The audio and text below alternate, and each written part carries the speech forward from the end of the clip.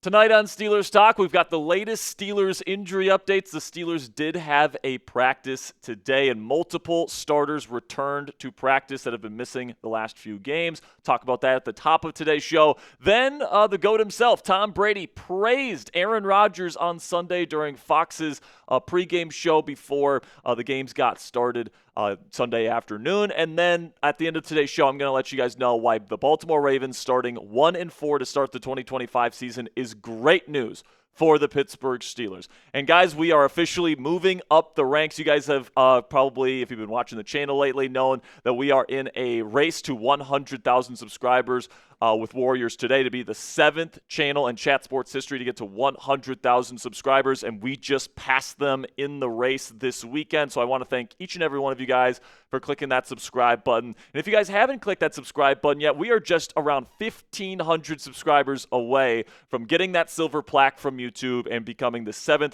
channel in chat sports history to get to 100,000 subscribers. So if you're new to the channel, you guys haven't clicked that subscribe button yet, but you guys want extensive Steelers coverage every single day, just like we're going to provide for you guys in this video, make sure you guys click that subscribe button if you haven't already, and join the Steelers Talk family today. So speaking of today, the Steelers returned to practice in Southside Pittsburgh, where multiple starters ended up returning to practice after missing a few days and a few weeks, I should say. We'll get to that here in just a second. But Aaron Rodgers, the starting quarterback, is sporting a new helmet. He is sporting a Visus helmet. He's actually an investor in the company Visus that has these kind of new tech type of helmets. He's been wearing kind of an older school Schutt helmet, but he has been saying for weeks that he hates the new design. He hates the face mask of it. He called it a spaceship a couple of times, and now it appears that over the bye week he's gotten a little bit used to this new helmet, at least comfortable enough to be able to wear it in practice. So I'm guessing he's switching to this Visus helmet for the rest of the season. Let me know down there in the comment section if you like the new look for QB1. But now shifting our focus here to the injury updates. Joey Porter Jr. was back at practice today, and he says that he is good to go this week versus the Cleveland Browns. Sounds like he's going to be a full participant. We'll see if that ends up being the case, but I'm sure Mike Tomlin, when he hits the podium for his Week 6 press conference tomorrow, he's going to pretty much let us know that Joey Porter Jr. will be back, and that is huge for the Steelers defense, guys, because he's their meg defender. He's the guy that they put in press coverage. He's the guy that they put on an island when they want to do that kind of stuff, and they haven't been able to do that through the first few weeks of the season because Joey Porter Jr. hasn't been on the field. So it's been important to get this kid back fully healthy from that hamstring injury. Seems like he's finally there. Then we get to Jaylen Warren, who was also at practice today, and he appears good to go for this week versus the Cleveland Browns after sitting out the Ireland game with a knee injury. He nearly played versus the Minnesota Vikings in Ireland, so the fact that he's had a whole week here to rest and get that knee right tells me that he should be back to his full workload alongside Kenny Gainwell in the Steelers' backfield this week at Acrisure Stadium. Now, two guys that are probably going to be out this week, Calvin Austin III still dealing with that shoulder injury, and then Jalen Ramsey dealing with a little bit of a hamstring strain and a slight tear in his hamstring. It's not a full tear by my understanding, but it is a slight one. That's why it's called a strain. Which probably means he's going to be out for at least this week, probably a couple of weeks. Hopefully he can get back for the Green Bay game in a few weeks. Same thing goes for Calvin Austin III, but I wouldn't expect Calvin or Jalen to be able to give it a go this week versus Cleveland. And then another starter that returned to practice today was Alex Highsmith. He has been out for multiple weeks with an ankle injury of his own after he suffered that injury back, I believe it was during the Patriots game. But he was back today, and he was working with the ones above Nick Herbig. So if you're somebody that's hoping that Nick Herbig is going to retain his starting position as the number 2 outside linebacker in the Steelers' starting defense when Alex Highsmith returns, it's looking like that's not going to be the case. It looks like Herbig is going to go back to his duties as the rotational outside linebacker when TJ or Alex needs a break. And listen, man, I understand why some fans would disagree with this. Herbig has been super productive ever since he took over the starting job with Highsmith out of the lineup. But the Steelers love Alex Highsmith. They're paying him a lot of money.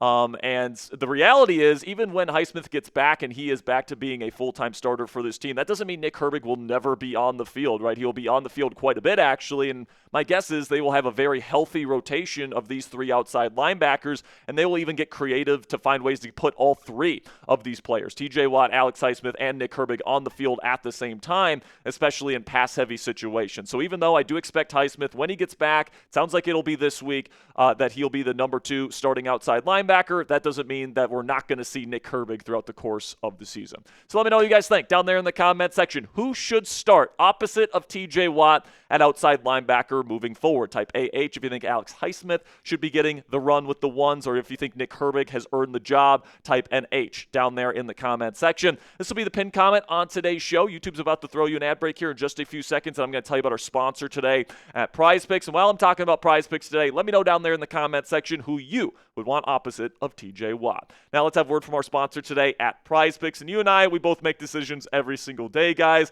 but not all those decisions get you paid. But when you download the Prize Picks app today for free, you can actually be paid for your correct decisions. Don't miss any of the excitement this season on Prize Picks, where it's good to be right. Football season is finally here, and you better believe I'm going to be getting my Prize Picks lineups in all season long, including for tonight's Monday Night Football action between the Chiefs and Jaguars. Prize Picks is super simple to play. You just pick more than or less than on 2 to 6 player stat projections, and if you get your picks right, you could cash in. Prize Picks also puts their users first, so all withdrawals are fast, safe, and secure. Prize Picks also offers Venmo, Apple Pay, MasterCard, and more for quick and easy deposits into your account this football season. And a new feature from Prize Picks that I absolutely love is injury reboots. If one of your players leaves the game in the first half and doesn't return, Prize Picks will not count that as a loss. So for tonight's action, Monday Night Football, Chiefs versus Jags, I'm taking the more on Patrick Mahomes passing yards, the more on Travis Etienne rush plus receiving yards. I'm taking the more on interceptions for T-Law, and I'm taking the more on receiving yards for Xavier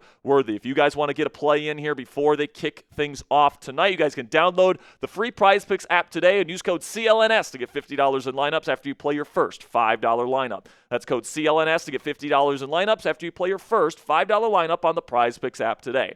Prize Picks, it's good to be right. So Tom Brady, he was in L.A. to call the Commanders and Chargers game. That was a later afternoon game, and he was actually stopped by the set at Fox to kind of discuss various quarterback situations in the pregame show that they had over there on NFL on Fox. And he described Aaron Rodgers, still at 41 years old, as a surgical passer, and he was very complimentary of the fellow future Hall of Famer. This is what Tom Brady had to say. I'm beyond impressed with Aaron Rodgers. I think that at his age, there's so many other factors that come into play about how to be a great quarterback, and we all want to talk about what happens in the offseason with him, talking about Rodgers and some of the controversial things he gets into. But what we know about him, talking about Rodgers on the field, is he's a surgical passer. He's got a killer instinct, and I think he's hyper-competitive, and I think he's brought all of those things to Pittsburgh. So some very nice words there from Tom Brady. And of course, Rodgers and Tom are very friendly. Just keep that in mind. But if anybody, in my opinion, I've had this take for a while, guys, if you've been watching the channel, I've been saying for months at this point, if anybody's going to recreate and repeat Tom Brady's success into his 40s in the National Football League at the quarterback position, I think Aaron Rodgers is equipped to do just that. All right, and I really refer to playing in your 40s as kind of quote unquote Brady Ball. And frankly, the reason why Brady was able to play until he was like 45 years old is because he pretty much played this way his entire career. So once he got up to 40, 41, 42, it was pretty much the same thing. And if anything, he played better in his 40s because he had only seen more defensive coverages and he had more experience and he just knew where to go with the football. But the way you play Brady Ball, guys, is you live in the pocket. I've certainly seen that from Aaron Rodgers to this point. He's not, extending things outside the pocket like he used to in his career. Play with elite processing. I think we've seen that from Aaron Rodgers. He's by far number one in average time to throw. Right now, he's getting the ball where it needs to go.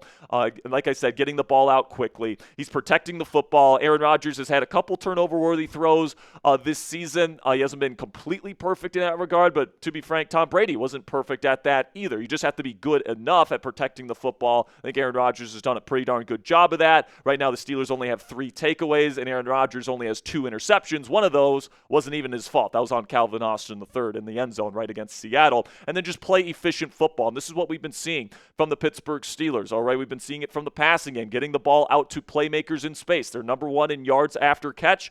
DK Metcalf is the number 1 receiver in football right now in yards after the catch. Jaylen Warren has done some really good stuff after the catch, and Aaron Rodgers is just putting the ball out quickly to his dynamic playmakers in space, and that has been a winning formula, at least to this point, for Aaron Rodgers and the Pittsburgh Steelers. And now he's got a new helmet, so maybe he takes his game up to a whole nother level with the new headgear. So what say you guys? Let me know down there in the comment section. Can Aaron Rodgers win a Super Bowl with the Pittsburgh Steelers?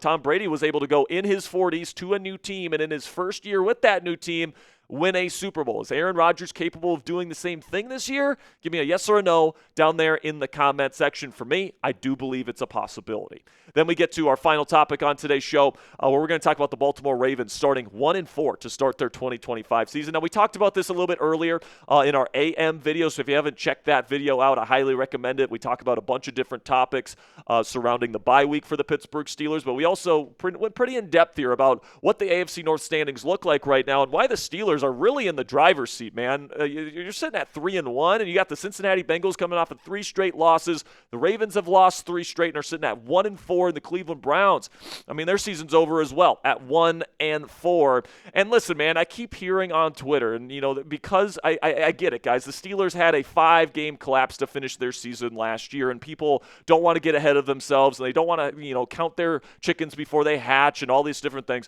And, it's true that there's still a long way left to go. This thing is not all the way over, all right? It's not like the Steelers can just mail it in and they're for sure going to win the division, all right? And you can certainly make an argument the Steelers need to play better than what they've done in their first 4 games if they want to have success where it really matters, and that's in the playoffs, right? But it's also true that the Baltimore Ravens have dug themselves a huge hole to start this season that not many teams in NFL history have been able to dig themselves out of and still make the playoffs, let alone win their division. So listen, man, history is not on the side of the Baltimore Ravens after this 1-4 start. All right, only 16 teams out of over 250 teams in NFL history that have started 1-4 in this league's history.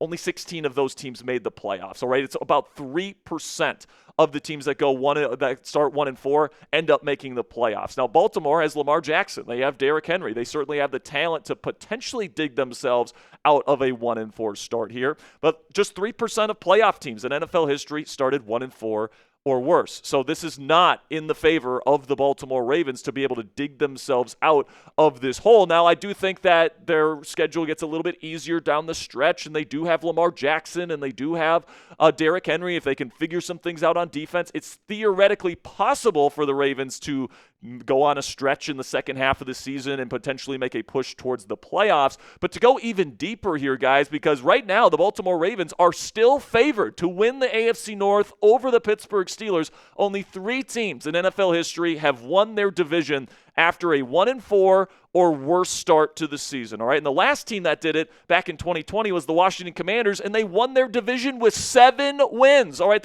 I don't think that's going to be the case this year, guys, because the Pittsburgh Steelers, I think they have their best team that they've had in years, and they've won 9 and 10 win seasons with worse teams. So I think they're going to get at least back to 9, 10, 11 wins this year under Mike Tomlin, Aaron Rodgers, and with all the talent that's currently accumulated here in Pittsburgh. But for me, guys, it's simple. With the Baltimore Ravens starting 1-4, you already have a huge advantage over them.